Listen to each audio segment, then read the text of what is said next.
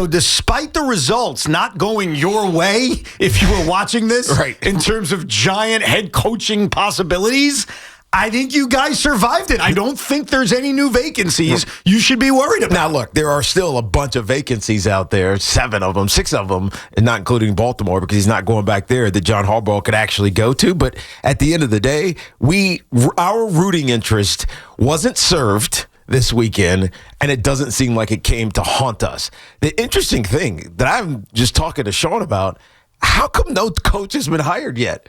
There's been no movement with any of the openings. There's a bunch of openings, and there's a bunch of candidates. And I guess some of the waiting for the coordinators who get knocked out of the playoffs becomes an issue as well because you can only do Zoom meetings, not in-person meetings. But what are we waiting for? And Sean said, it's John Harbaugh.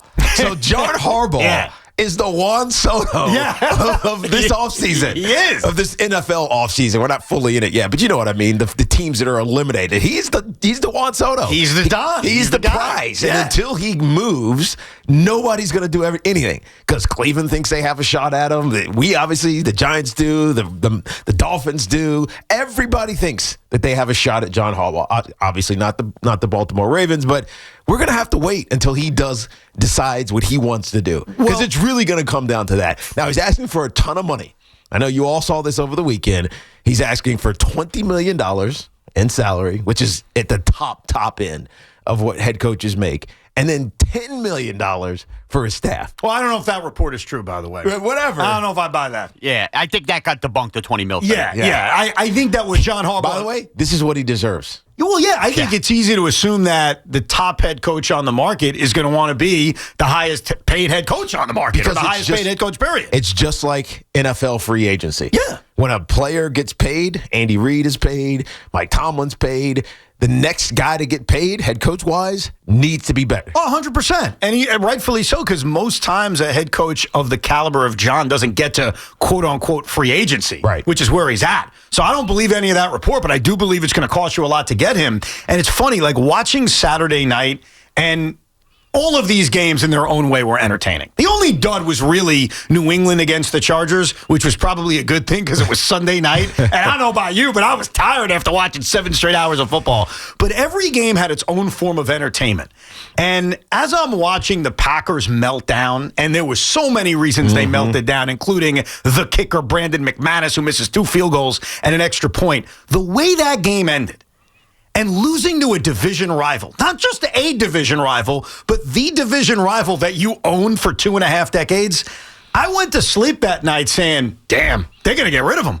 I literally did. And I spent all day Sunday under the... He's just too good, though. He's great. And it's not a knock on LaFleur, because if LaFleur is available and I'm the Giants or any other team, I'd be running to hire him. Does he go top of list or is he second? I would put him right there with John Harbaugh. Yeah, he hasn't won a championship. So that's what prevents you from saying he's better than John Harbaugh. He's not better than John Harbaugh. I think he may project better because, A, he's younger, so he could just do it in theory for the next 25 years, and he's an offensive-minded head coach. And I'm not even suggesting that after that game I wanted the Packers to fire Matt LaFleur, but after watching that kind of meltdown, I don't know if you guys felt this way. I was just under the impression, wow, they're really going to pull the trigger, because that was an all-time bad loss, and all-time bad losses to me are made worse based on who it happens to. Right. And when it happens against the Chicago Bears, a franchise that not too long ago you beat 22 out of 25 times, and the other head coach actively talks about basically how much he hates you, I just thought up until the Schefter report about an hour ago that the expectation is they're going to make a new deal. I was thinking they really are going to pull the trigger on LaFleur. Yeah, Ben Johnson called his shot like Babe Ruth before the season, saying he can't wait to beat them, dunks all over them. And then the other thing going against the Packers, or why I thought he was out, if the NFL didn't expand to the 7th team, the Packers would not have made the playoffs the last few years. They've been the 7th seed every single year. So it's almost like LaFleur's resume has gotten basically buffed up and shinied up because of the NFL expansion rules. Yeah, it's interesting because they are a good team. We know this. And they can beat you on any given Sunday, to steal the cliche. But what have they actually done when it matters? Right. With Matt LaFleur. Yeah, they beat the Cowboys, but everybody does that in the playoffs. Right, and the last time he had his first couple of years with Aaron Rodgers, too. Yes, and so he had the famous, remember let's kick the field goal instead of going for it on 4th down? So that's my point. So the early part of his career was buoyed by an MVP at the time, current MVP, because he had won a couple at back-to-back in that era. So like, he is clearly a good coach, but he is not definitely one of the best in the league, because you got to win in the postseason before you can start claiming that. With that being said, if he would have gotten fired, I would have championed for him. No, and that's 100% for the New York Giants. I kind of agree. Like, if he had gotten fired, my attitude would have been, all right, I'm still going after John Harbaugh, but in the disaster scenario that he ends up in Green Bay, John Harbaugh, that is, fine. I'll go take LaFleur, right. because LaFleur is developing a resume very similar to a recent John Harbaugh resume or a recent Mike McCarthy resume, which is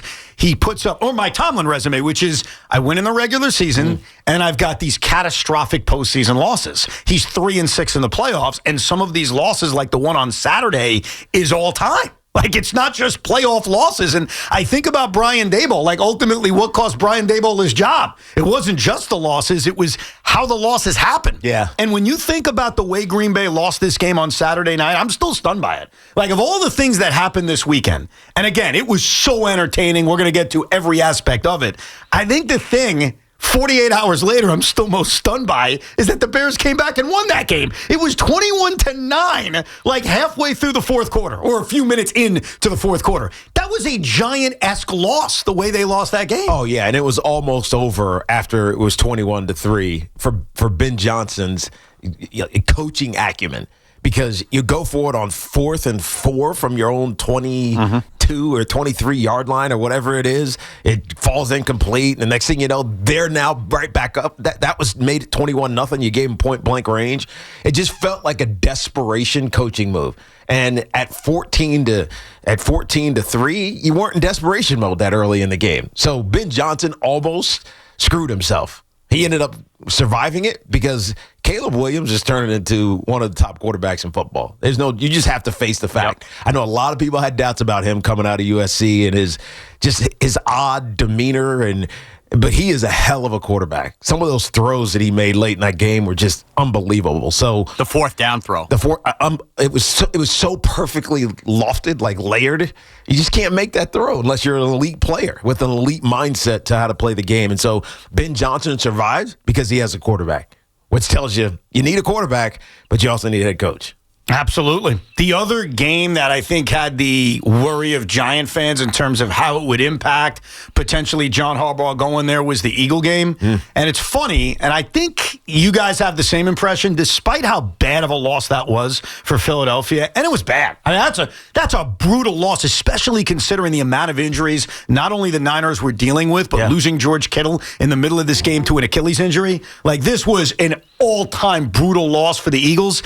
I don't walk away from it thinking Nick Sirianni's in trouble. Well, I walk away from it thinking we're going to get the same thing that happened 2 years ago, which is a flushing of a coordinator, specifically an offensive coordinator with Kevin Petula. Right. Like, the end result isn't going to be Nick Sirianni getting fired. It's going to be, they're going to get a new OC. And that new OC may well be Brian Daboll at this point. And A.J. Brown's going to be gone. Yes.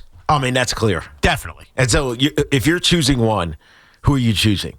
If you're the Eagles, you're choosing A.J. Brown and his continued happiness, whatever, productivity, even though he dropped a couple passes in the game. Oh, dude, he dropped a brutal one on third down. Now, he got wiped out because they converted on fourth down one play later by Dallas Goedert, but that is a play you have to make, especially when you're whining and bitching all the time. Exactly. Give me the ball. Okay, here it is. Yeah. And then you drop it.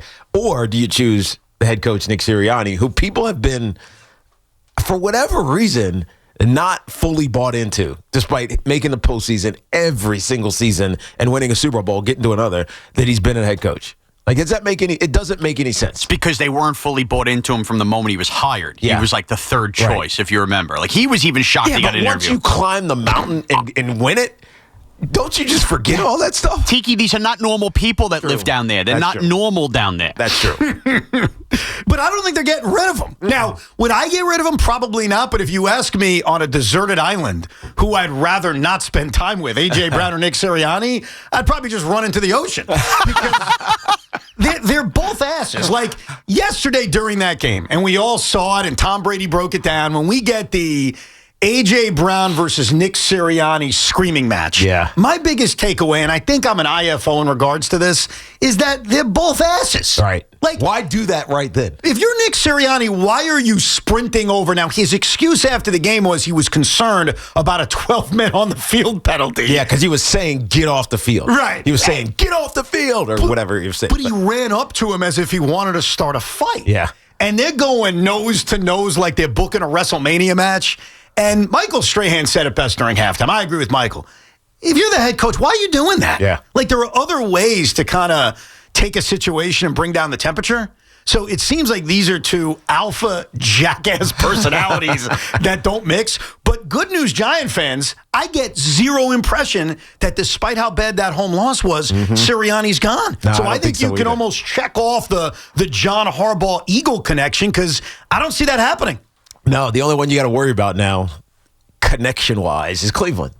Because of his family or whatever. The active vacancies that we already knew about. Atlanta, Right. Cleveland, whoever else you want to come up with from the 8 current vacancies, 7, because we can't count the Ravens. Right. Those are the teams to worry about, but I think we have survived any worry of wild card weekend impacting it because there's no talk of Sirianni being gone. No. I think McDermott is fine after that big win in Jacksonville. I don't think losing to the Broncos a week from now is going to lead to Buffalo making a big change. Yeah, and generally speaking, you're not going to get fired after making it to the division round. I doubt it. Right. And losing to a number 1 seed on Yeah. the road. I know they may not be the number 1 seed in terms of the way we view them, but I do think that the Buffalo thing we can throw out. The Green Bay was the one that existed, and it was made worse on Sunday morning. Because I don't know if you heard this. So Green Bay melts down. We all watched the game Saturday night. We're all stunned, whatever your rooting interest was, probably gambling. On Sunday, Adam Schefter starts to put the lines together. Is that what it's called? When you draw the lines together. Connect the dots? Yeah. Connect the dots. He started connecting You the led dots. that, Tiki. That's putting lines together, though. I guess if once you connect if the you were dots. like, I don't know, just on this planet, and you were trying to explain, what is connect the dots? It's putting lines together. So I got it right, is what you're trying to say. Right. Accidentally. The idiot was still wrong. It won't make the list. So as Sunday is going on, and we're still digesting the fact that the Green Bay Packers lost this brutal game to the Chicago Bears, here's the connection that Adam Schefter described between the Green Bay Packers and John Harbaugh. And keep this in mind before we play this for you. The latest is that the intention is they're going to work on a new contract because LaFleur has 1 year left on his deal. I don't doubt that, but things can fall apart. I mean, just because their intention is to have a new contract, who knows what LaFleur thinks? Oh, yeah, he could say, I am worth $18 million a year. Or they say, you're worth $12 million a year. Right. So that could be the impasse. It could lead to him not being their head coach. A money impasse or LaFleur saying, no, I'm not going to sign a new contract, which could lead to his dismissal because I don't know if he would be allowed. But why would he do that? Because he may look at John Harbaugh getting the pick of the litter as a coaching free agent and say, why not me? Can you imagine LaFleur as a head coaching free agent, even if it's not this cycle? We don't know who's going to be in next year's cycle. I'm not saying it's going to be as appealing as what we have now, but LaFleur could very well say, I'm not just going to settle because you want me back. I'm not going to accept that. Either get rid of me or I'll be a free agent next year. I think that those are not likely possibilities, but they're possibilities. Right. Here's the connection as described by Adam Schefter between the Packers franchise and John Harbaugh. Well, the Packers' former president back in the day was a man by the name of Bob Harlan. Bob Harlan's son, Brian Harlan, represents John Harbaugh. John Harbaugh is a Midwestern guy who has a home in the Upper Peninsula. And a lot of people around the league have been wondering if the Packers decide to go in a different direction, if all of a sudden the Green Bay Packers might vault to the top of John Harbaugh's list as the top available choice for him. So the connection is the former team president's son is the agent of John Harbaugh. I mean, I guess that's a connection. I mean, it is, obviously, but are father-son going to make business decisions based on a relationship with a dad? I don't know. It doesn't make it. I guess it makes sense, but it doesn't really move the needle for me. No, I think it's just an interesting connection. What would move the needle if they can't agree on a new deal, and we'll keep you posted, if something breaks and it's official, yes, a new 5-year contract between the Packers and LaFleur. I think what would move the needles on Green Bay is Jordan Love, the roster, and they're the Green Bay Packers. Like, we put over the Giants a lot for being a flagship NFL franchise, and they are, but so are the Packers. Right. They are a team steeped in tradition. So I think what would scare me about Green Bay if there was a vacancy is all of that. And all of that is completely fair. But let's see if the Packers and LaFleur can make a deal. But I tell you, after the way they lost Saturday night, I thought it was almost likelier than not that they were going to have a split up. We'll get into all the other games as well, including what happened in Jacksonville between the Bills and Jaguars and how Tony Romo lost his freaking mind during that game. Your calls on the latest with the Giant coaching search, as well as everything from Wild Card Weekend, because it was truly epic.